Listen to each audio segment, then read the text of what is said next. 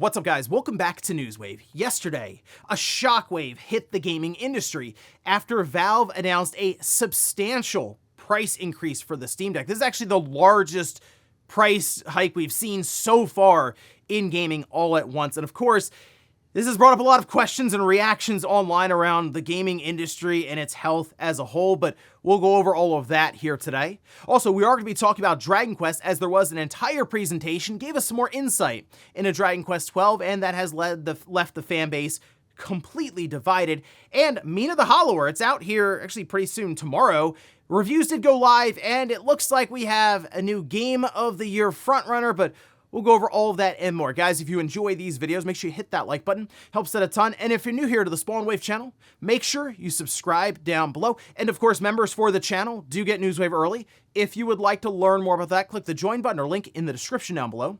And we're going to start today with a new addition to NSO for the Switch and the Switch 2, and that's DK64. We can see this is over on Nintendo's social media account saying, help Donkey Kong rescue his friends, reclaim the golden banana, and save his homeland in Donkey Kong 64, coming to the Nintendo 64 Nintendo Classics app on June 4th.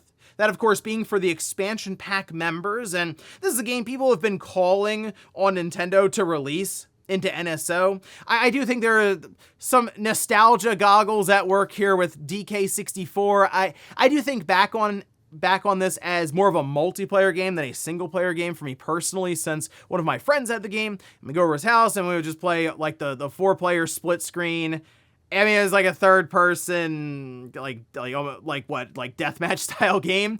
But it was fun where you had the different Kongs with like their different projectiles and setups. But the single-player side being a 3D action adventure game, I don't have as many fond memories necessarily as other people do with that versus something like a Banjo Kazooie or a Mario 64, but it's going into NSO next week, so people, of course, will have a chance to pick it back up or check it out here for the first time and see what they think now. Also, it looks like we have some more announcements getting out there a bit early. This one, though, having to do with Rayman, and well, we can see over on Insider Gaming. Now, a logo did leak out a bit early. That's Rayman Legends Retold. This just kind of appeared online, and it seems like Ubisoft may be striking down videos or social media posts or something that are showing this logo, so I'm not necessarily going to chance it here and show it to you, but it is over on Insider Gaming, so you can check it out there. But they have been covering this Rayman Legends remake for quite some time, and it does appear that Rayman Legends Retold is indeed that project,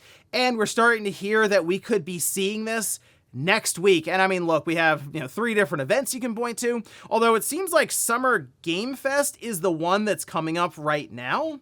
So I guess we can look towards that one for this this new remake of Rayman Legends. And I mean, that's exciting just to see something new with Rayman, especially with all of the cancellations that have been happening with Ubisoft and all the discussion around live service games completely with them. At least we still have something Rayman here to look forward to coming up pretty soon. And then it also sounds like maybe there's an original Rayman game in the works at Ubisoft. So we'll look towards next week, most likely with Summer Game Fest, to see this one shown. Oh, and you know how we've been talking about this Xbox Player's Voice, the forum that they set up, and how the number one thing, it's exclusives, but there's like backwards compatibility, having a disk drive with Xbox Helix. But they're also at times asking about different games, like revival projects, and guess what the leading revival project, the game that was named first, if you go down the list of topics, you have to go down to number 51, which is interesting, but either way, the 51, line 51 on this Xbox Player's Voice forum, and according to GameFile, who noticed this, it's Banjo Kazooie. Okay, so this has been something that's been, of course, talked about forever now. I do think it makes sense for Microsoft to go out and find a studio who can make Banjo Kazooie. And I do think it's someone like Toys for Bob. I think it makes a lot of sense to go there. I guess you could go to Playtonic and, I don't know, like contract it out to them. But they have a good relationship with Toys for Bob. And Toys for Bob obviously has shown that they know what they're doing with like 3D platforming style games. So I think it'd be a lot of fun to see what they can do with it. But they'd have to have planned that out a while ago. If they get started now, based on how game development, how long it takes, we'd probably see him sometime in like 2030 or 2031. And guys, with some of the quick news out of the way, let's get into the bigger stuff. Let's start right away with, you guessed it, another price increase. So we have seen multiple price increases from Microsoft, Sony, and Nintendo. Nintendo recently was in the news because they raised the Switch 2 $50. Well, in Japan, it's a little more than that just based on currency exchange rates, and that's now in effect. And then in, like, say, the US, September 1st, the price will go up to $500, a $50 jump from $450 to $500. That at least puts into context the price increases we typically expect. $50, $100, $150 at the most, as we saw with the PlayStation 5 Pro, going from, $750 up to $900. So you kind of get the idea in the range that we've seen in the past. So naturally, people were very surprised when Valve showed up with the largest price increase that we've seen so far out of these different companies. And like we can see, this is over on their Steam powered website here, where they say Steam Deck OLED is back in stock with a price increase for both models due to rising memory and storage costs. We have the new prices here. And so we have the 512 gigabyte OLED at $789 now. That is a $240 increase from the original $549. And then the 1 terabyte OLED model is $949. I'm gonna read that again. $949 for a 4-year-old Steam Deck. Yeah, not great. That one, though, went up $300. So we have a price increase of $240 and a price increase of $300, which is absolute insanity.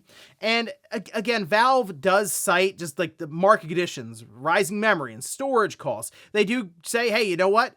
The Steam Deck itself hasn't changed. These new prices just reflect the current state of those component costs and other global logistical challenges across the industry as a whole. So there are many things you can say, obviously, coming away from this. One, the pricing, memory costs, all this stuff is just obscene. Like, the fact that we now have seen every system go up in price, sometimes multiple times, it obviously breaks the trend of what we've been used to with basically all these other generations leading up to this point, right? But also the question around just the entry price to get into gaming right now is so high that, yeah, you probably will have people who are just outright, they're just priced out. Like, they just go, you know what?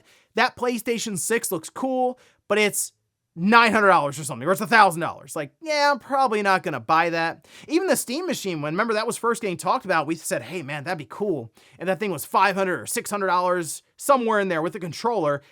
People are now saying, you know what? If that's under $1,000, that's impressive. That's kind of where we are right now. And it does make me concerned about the industry going forward. So at this point, your entry is, I guess it would be the Xbox Series S or the Switch 2. And that's like $400 to $500, somewhere in there, depending on storage sizes or when you buy it, say in September, for the Switch 2 being $500. It's not looking great right now for the gaming industry when it comes to the pricing aspect. I think I saw a lot of people who are kind of surprised that Valve would even raise prices at this point because, they're moving on to the Steam Deck 2. Probably not for a while. They've already said they need to see something substantial from AMD in terms of a jump in technology with their chips. And it's been kind of incremental for the most part with their recent generation chips that go into these handhelds. But then they also kind of have to hang out and wait for whatever to get sorted here when it comes to DRAM and pricing, whether that's hanging out waiting for AI to, I guess, eventually pass through, and will they ever have enough RAM? I don't know. These data centers just keep getting built, apparently. Or some company to come in and just alleviate the situation. There's been a lot of talk around RAM coming out of China. I guess that could be a thing, but also just setting up any of the manufacturing plants that takes years to do. So we're kind of in this holding pattern of things are just going to be expensive, and that's kind of it. So seeing Valve move the Steam Deck up to near $800 to get into at the start, the PS6 and the Xbox Helix, good luck. Good luck. I mean, Sony does have the scale of economy on their side for their systems. $800 will be, it sounds bad, $800 would be impressive for the PS6 based on the amount of memory that's supposed to be going into the thing. So it's going to be an interesting time going forward over the next year or two when we start seeing prices for next generation, because we already have the shock and awe right now at just seeing what a 512 gigabyte Steam Deck is priced at. Next up, let's talk about Dragon Quest, as we did have an entire video presentation that was released, and the big announcement is Dragon Quest XII, so we can see some of it here. This is Dragon Quest XII Beyond Dreams. They restarted it from scratch, and based on the fact that it has been so long, I was kind of hoping to hear, hey, the game is coming out next year, and look how different this looks because it's the more mature theme that we teased years ago. And nope, it looks like Dragon Quest, I'll give them that. It has kind of the bright theme to it, right? And obviously the music coming in super loud and impactful there, but so I'm in the camp of I would have liked to have seen what Dragon Quest XII was originally going to be with that darker theming, just to see what ideas they had and how different it would truly be. And maybe it was too different. And they said, you know what, we have to restart this thing, we have to reboot it. This doesn't feel like Dragon Quest anymore. And I don't know, it's still kind of a shame because I would at least like to see what maybe some of the original concept art was, what the game looked like before they decided to reboot it. They did show us some characters here. It looks very Dragon Quest, of course. Akira Toriyama with some of the designs here that they have from him. And I think the main character that they showed hasn't gone over great either because he looks kind of generic. He looks very tired, I will say that. And the fact that there's the theming around dreams, people are theorizing that he slips in and out of dreams, and they show like almost a lizard form. People think it's him just as like a lizard form. So maybe that's him in his dream, possibly. Here's the thing. It started from scratch. They are like, hey, it's going to be a bit. 2029 is optimistic for me. Yeah, I really think we're like 3 years off from this thing, and that is quite sad. Now, they also talked about Dragon Quest Monsters, The Withered World. They just said that's coming soon. So there you go. New Dragon Quest Monsters in the works there for fans. And then Dragon Quest XI's Definitive Edition for the Switch 2. It is indeed happening. Okay. Square Enix makes this tough because I should be recommending this to everyone, shouldn't I? Just be like, hey, upgrade that Switch 1 version and you can play it on the Switch 2. Awesome game. Here's the thing. It's a game key card. Your save data does not transfer over from the Switch 1, and there is no upgrade path. It's just out September 24th. It's $40. Like that's why is Square make this difficult to recommend? I mean, at its core, it's an awesome game. But then they also make it very difficult to say go from Switch 1 to Switch. I mean, it's impossible, but you know what I'm saying. This should be an easy slam dunk. Go pick this one up or go upgrade, move your save data over and enjoy the stronger system with the Switch 2 and some of the additional content that they're adding in. Not the case. So I will admit, coming away from that presentation, I was a little disappointed with the fact that Dragon Quest XII got rebooted and is kind of back to being, I guess what's expected of Dragon Quest. Maybe that was the exciting part of what they showed initially with like the fire logo, like actually had a fire logo and them saying it's going to be more mature and dark. I didn't really know what to expect. Now I'm seeing it, I'm like, I kind of already get the idea. Like I'm sort of already envisioning what we're going to get out of Dragon Quest XII, but who knows? We're probably 3 years off, so things can change quite a bit. So when I see the main character, I'm like, it's not the most exciting character. It's kind of grain of salt because who knows how this character will look a few years from now when they're ready to actually launch the thing. Next up, let's talk about a rumor that people had a hard time believing because, it would be pretty surprising to see new downloadable content or just a new expansion for Witcher 3 get announced.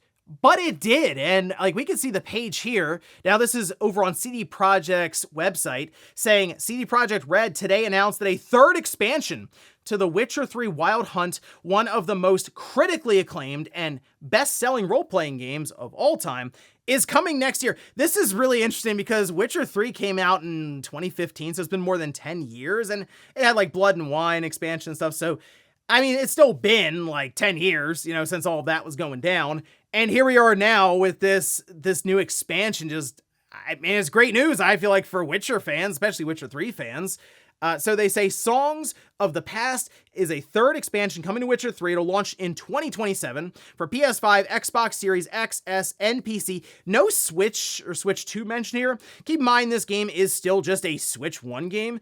And it wouldn't shock me if they decide, we will get a Switch 2 version of Witcher 3, and then maybe you would see this expansion follow up with it, but that probably is going to be down the road at some point. And CD Projekt Red is co-developing Songs of the Past with Fool's Theory. Now, Fool's Theory had worked on Witcher 3. Of course, they say it's comprised of industry veterans who had worked on that original game, and they're looking to share more details in late summer 2026. They also go on to mention that Witcher 3 has sold more than 60 million copies, which is absolutely insane, but I guess it also makes sense why they're looking at this going, hey, we could do an expansion for that and then sell it to the large install base that we have here for this game. So pretty cool. I mean, again, surprising. Definitely wasn't expecting that outside of the rumor, at least put it out there. If there was no rumor, this would have been like completely out of left field. But a welcome surprise, I'd say, here for Witcher fans. And in our last bit of news, let's talk about Mina the Hollower, as it is out tomorrow, but reviews went live yesterday, and ladies and gentlemen, we now have the highest rated game of the year. And I guess at that point, with how critics are talking about it, seems like it might be up there as maybe the Hollow Knight of the year. You know, like last year, Hollow Knight, a lot of chatter around it. Of course, not necessarily, Mina the Hollower doesn't have the chatter that Hollow Knight had. That was ridiculous, and it was running for years. But there's a lot of excitement around this game, and the reviews are living up to it right now, because you can see over on Metacritic, currently sitting at a 92. And that's like right there with what, Forza Horizon 6 at this point. And people joke, but like, you know how it goes with racing games. So anyway, Mina the Hollower is, I guess, slotted in there as like one of the favorites now for being a contender, game of the year. And we can look through some of the reviews here. Player 2 at the top here with a perfect score, saying, more than just an ode to the Game Boy Color, Mina the Hollower is a masterclass in how constraints can fuel creativity. Inventive and engaging to the end and beyond. This is an instant modern classic across 24 hours.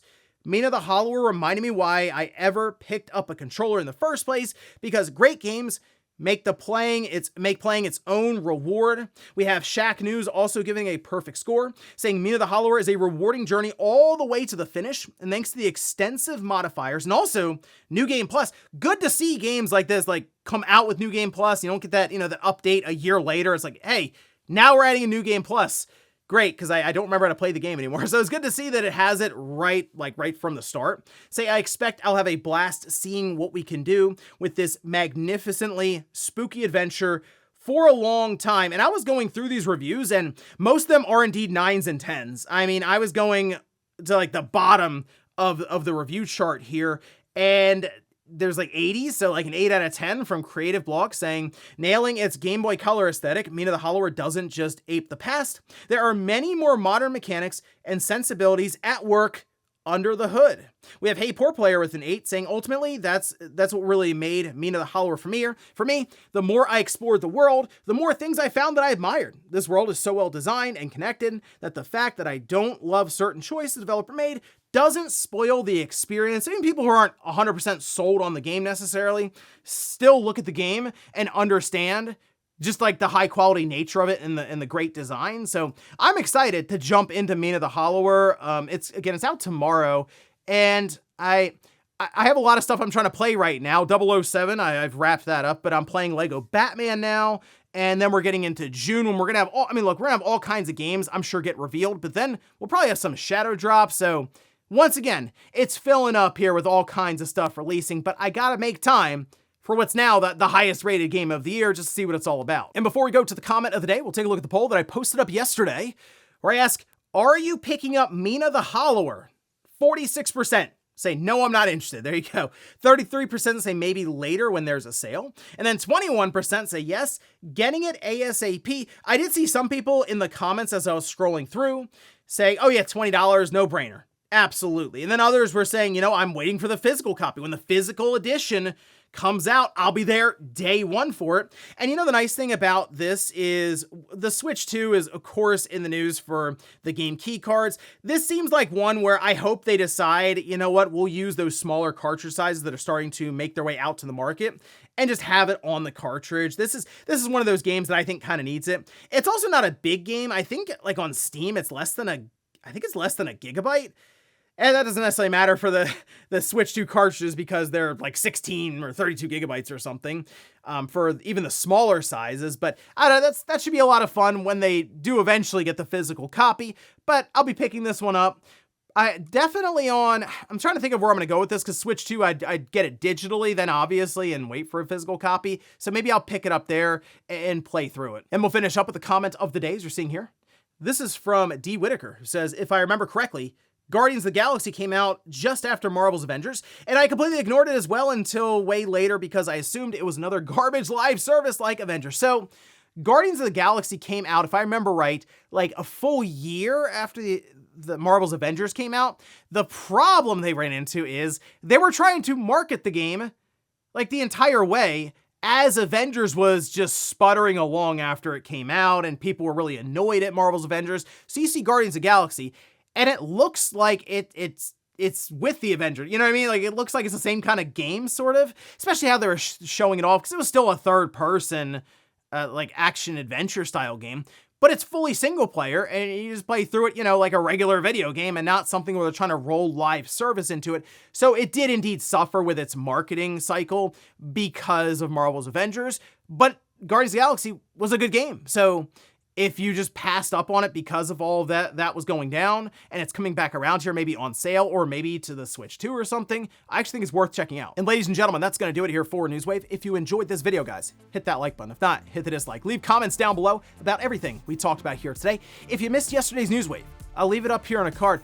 Or maybe you wanted to hear more about how the Steam Deck price increase is going to affect the Steam machine, and me also giving my updated price prediction for the Steam machine. I did all of that in a video, and I'll leave that right below. Thanks guys for watching, and I'll see you next time.